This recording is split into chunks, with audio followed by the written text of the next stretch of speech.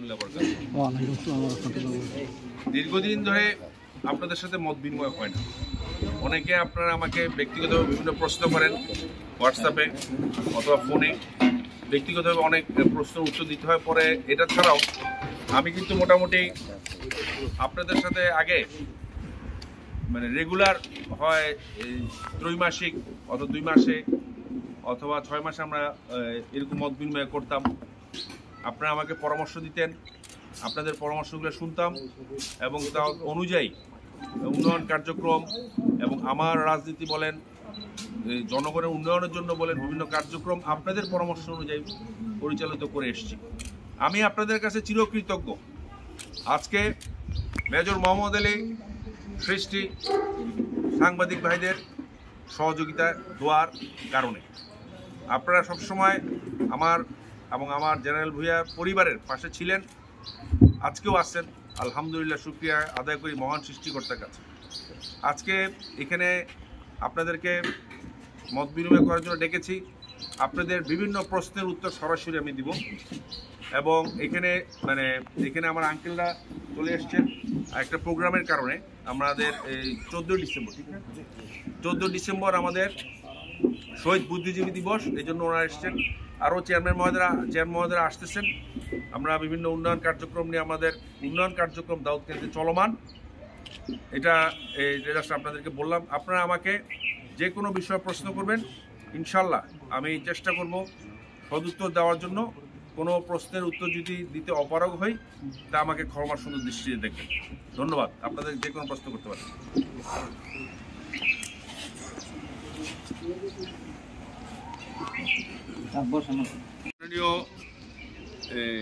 MP মহোদয় এবং ওনার সহধর্মিণী আমার মা মাহমুদা ভূঁইয়া, ওরা মনোনয়নপত্র কিনেছেন, পরে মনোনয়নপত্র জমা দেন নাই এবং পরবর্তী কার্যক্রম কি উনি জানতে চেয়েছেন। ধন্যবাদ আপনাকে সুন্দর প্রশ্ন করার জন্য।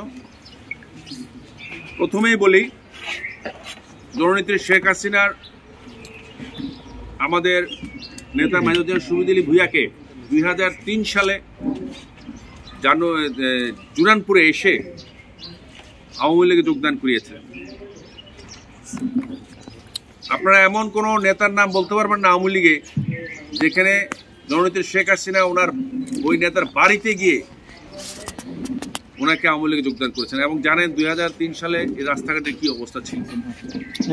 বেসিক্যালি প্রথমে আমরা মনোনয়ন কিনেছিলাম, কারণ হচ্ছে এখানে জেনারেল ভূঁইয়ার 2003 সাল থেকে আজকে 20 বছর হাজার হাজার নেতাকর্মী উনি সৃষ্টি করেছেন এই দাউদকান্দি মেঘনা তিতাস, যার কারণে নেতাকর্মীদের অনুরোধ বলতে পারেন, প্রেশার বলতে পারেন,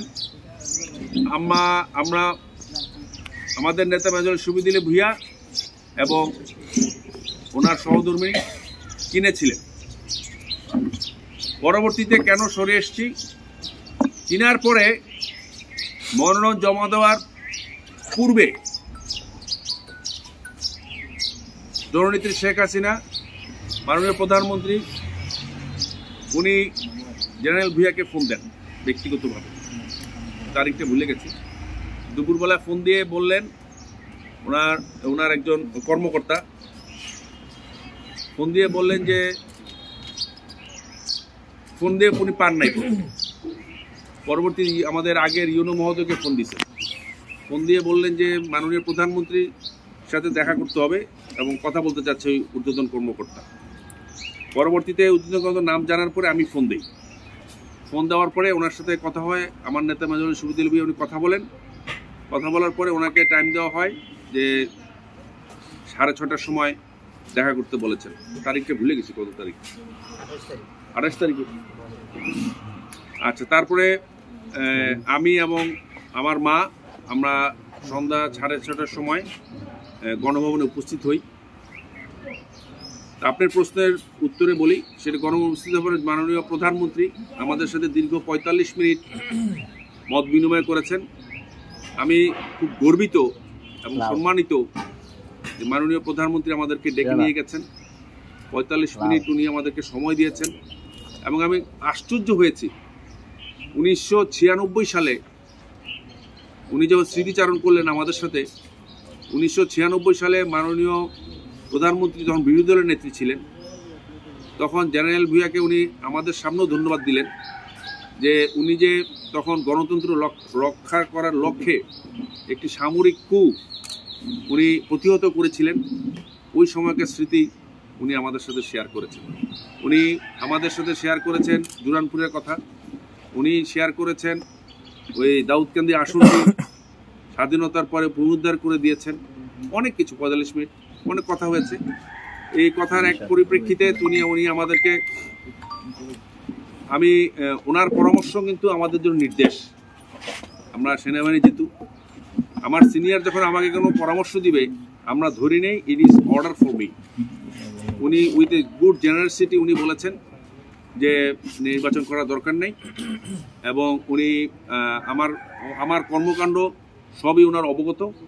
আমি শুনে খুব আশ্চর্য হয়েছি যে আমি আসলে সম্মানিত। উনি নিজেও বলেছেন যে আমি একমাত্র ব্যক্তি বাংলাদেশে যে বাবা এমপি উপজেলা চেয়ারম্যান ছেলে, এবং আমি ওনার কৃতজ্ঞতা স্বীকার করেছি।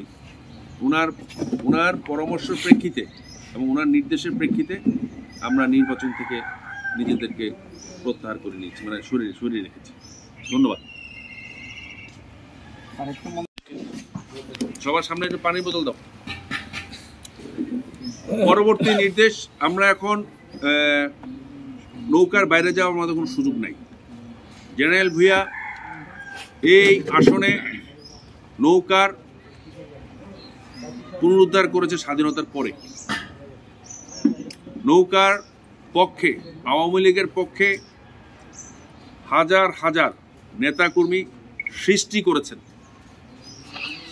করেছেন নিজের হাতে। আপনারা জানেন ওই সময় এত রাস্তা ছিল না, এত মোবাইলও ছিল না। মানুষ পাঠিয়ে গিয়ে নৌকাতে করে পায়ে হেঁটে গ্রামে ঘরে ঘরে গিয়ে উনি আওয়ামী লীগের নেতাকর্মী সৃষ্টি করেছেন। আমাদের নৌকার বাইরে যাওয়ার কোনো সুযোগ নাই। ধন্যবাদ। যদিও প্রচারণা এখন নিষেধ, প্রচারণা আমার নেতাকর্মী যারা আছে, জেনারেল ভূঁইয়ার যারা সমর্থক, তাদের নিয়ে আমরা করছি, এবং আমরা নৌকার পক্ষে সরাসরি নামবো প্রতীক বরাদ্দ পাওয়ার পরে, এবং আমাদের স্লোগান হবে জেনারেল ভূঁইয়া সালাম নিন, নৌকা মার্কায় ভোট দিন। পরিষ্কার। আমাদের নেতা জননেত্রী শেখ হাসিনা, আমাদের নেতা major general Subid Ali Bhuiyan. General Bhuiyan সালাম নিন, নৌকা মার্কায় ভোট দিন। বলেন প্লিজ। সরি, পদত্যাগপত্র কি জমা দিয়েছেন না দিবেন? কিসের পদত্যাগ জানতে হবে তো। মনোনয়নপত্র যে এটা জমাই দেন, গণমাধ্যমে খবর তারা আক্রান্ত হয়েছে, আপনি তাদের বাড়িতে গিয়েছেন, তাদেরকে দেখেছেন, এটা নিঃসন্দেহে একটা ভালো নেতার কাজ। তো সামনে আপনাদের এই নেতাকর্মীদের ব্যাপারে আপনার কোনো বার্তা আছে কিনা? অবশ্যই বার্তা আছে এই বিষয়টা নিয়ে। ধন্যবাদ। এটা ঘটনাটা সম্পূর্ণ দুঃখজনক, অনভিপ্রেত, অনাকাঙ্ক্ষিত ঘটনা আমি ধরে নিচ্ছি। আমাদের জেনারেল ভূঁইয়ার যারা কর্মী, একজন ইউনিয়ন আওয়ামী লীগের সাংগঠনিক সম্পাদক, খুব নিরীহ মানুষ, দৌলতপুরের, ওনার বা হাতটা ভাঙা, আপনাকে দেখে আসবেন। আরেকজন হচ্ছে একদম তৃণমূল কর্মী, যার কোনো পদ পদবি নাই, তার মাথায় 26টা স্টিচ, যা খুবই দুঃখজনক। আমি আবারও বলছি, এই ঘটনা অনাকাঙ্ক্ষিত, অনভিপ্রেত, দুঃখজনক। আমি কাউকে দোষ দিচ্ছি না, আমরা কোনো সময় ব্লেম গেমের রাজনীতি করি না। আমার নেতাকর্মী আক্রান্ত হয়েছে, বিপদে পড়েছে, আমার নৈতিক দায়িত্ব তার পাশে গিয়ে দাঁড়ানো, তাদেরকে তাদের মনোবল শক্ত রাখা। আমি যদি আমরা ইচ্ছা করলে এটার কাউন্টারে গিয়ে আমরা আইন হাতে তুলে নিতে পারতাম, কিন্তু আমরা নেই নাই। কেন নেই নাই? আমার নেতাকর্মীকে জেনারেল ভূঁইয়া এই গত 20 বছরে কোনো সময় এই রাজনীতি আমাদেরকে শেখানো হয়নি। এজন্য আমরা ধৈর্য ধরছি। ধৈর্য হচ্ছে সবচেয়ে বড় মানুষের সম্বল, অবলম্বন বলতে পারেন। সার্থকতার রাস্তা বলতে পারেন, যেটাই বলেন না কেন, আমরা ধৈর্য ধরে আছি। যারা করেছে আমি দৃঢ়ভাবে বিশ্বাস করি ওনারা ভুল বুঝতে পারবে। ওনারা যদি নিজেদের ভুল বুঝতে পারে, এটাই আমাদের সার্থকতা।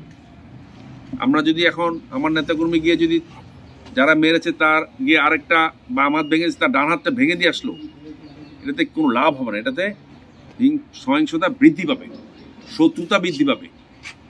এই জন্য আমরা কোনো প্রতিশোধকমূলক অথবা প্রতিশোধমূলক ব্যবস্থা না নিয়ে আমরা চুপচাপ আছি।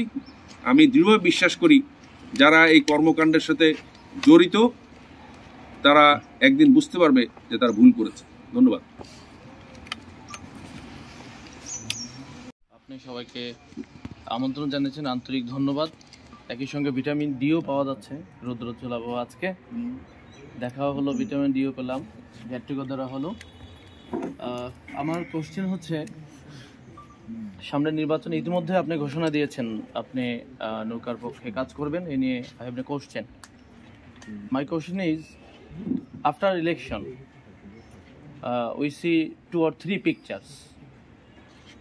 সংসদ সদস্য এক, উপজেলা চেয়ারম্যান আরেকজন হলে যে পিকচারগুলো আমরা দেখি, একটা হচ্ছে ক্ল্যাশ, আর একটা দেখি হচ্ছে কোঅপারেশন ফর ডেভেলপমেন্ট।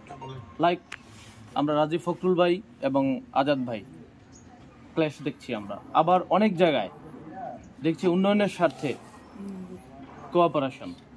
আমার সাথে অমুকের মতবিরোধ আছে, সেটা মনে মনে, অথবা দূরত্ব থাকতে পারে। রাজনীতিক প্রতিদ্বন্দ্বিতায় রাজনীতির সৌন্দর্য, যেখানে প্রতিদ্বন্দ্বিতা নাই সেখানে রাজনীতির কোনো সৌন্দর্য নেই। তো আফটার ইলেকশন আমরা দাউদকান্দিতে কি পিকচারটা দেখতে পাবো, ক্ল্যাশ আর কোঅপারেশন ফর ডেভেলপমেন্ট? ধন্যবাদ।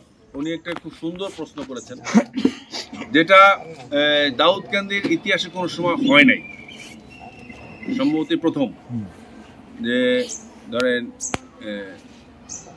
আমি আবারও বলছি, সামনের 2024 সালের 7ই জানুয়ারি কে এমপি হবে কেউ বলতে পারবেন? বলার সুযোগ আছে? একমাত্র জনগণের ভোটে যিনি নির্বাচিত হয়ে আসবেন সেনি এমপি হবেন। এটা হচ্ছে বাস্তবতা। যেহেতু জেনারেল ভুঁইয়ার এতদিন এমপি ছিলেন, আমাদের সাথে আমরা একই ট্র্যাকে ছিলাম।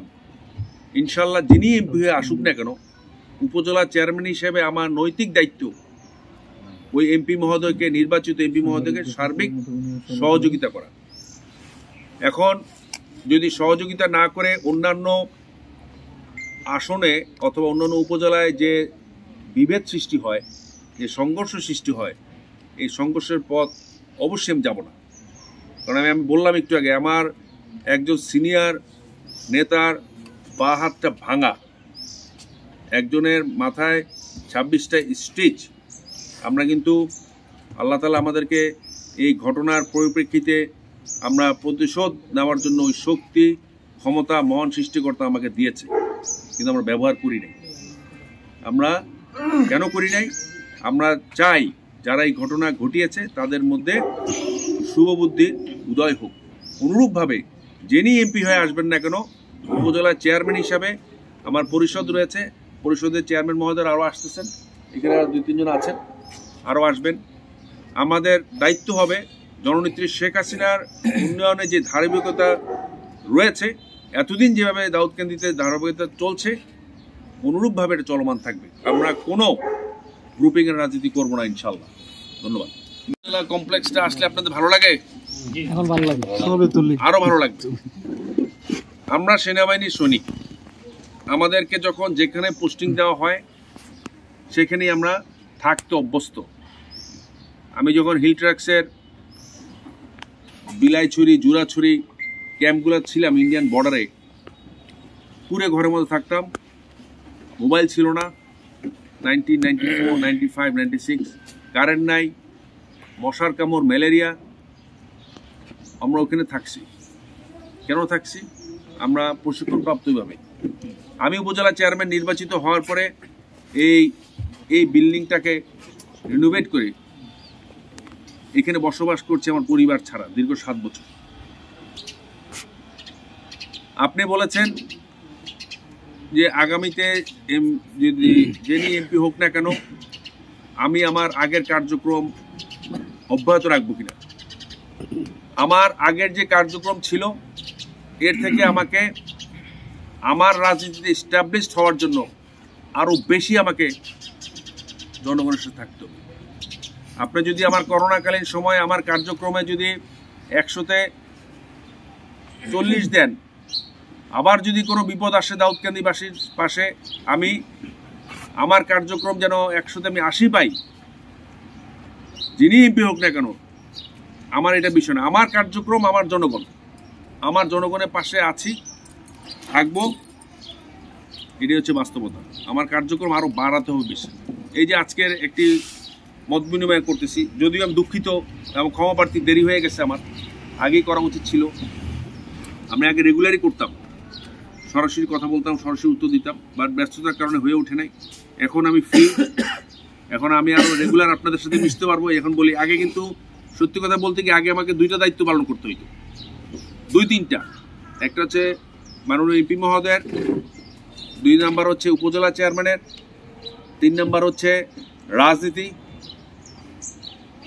কোথায় কেউ আগুন সন্ত্রাস করতেছিল কিনা বিএনপি, ওইটা আমাকে প্রশাসনকে জবাব দিতে হতো।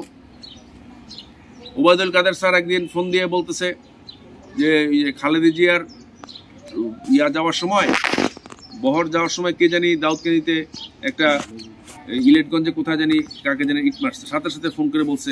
তখন কিন্তু ফোন আমাকে দিচ্ছে, এখনো আমাকে দিবে, কারণ আমার কর্মের মাধ্যমে আমি বেঁচে আছি, বেঁচে থাকবো ইনশাল্লাহ। ধন্যবাদ।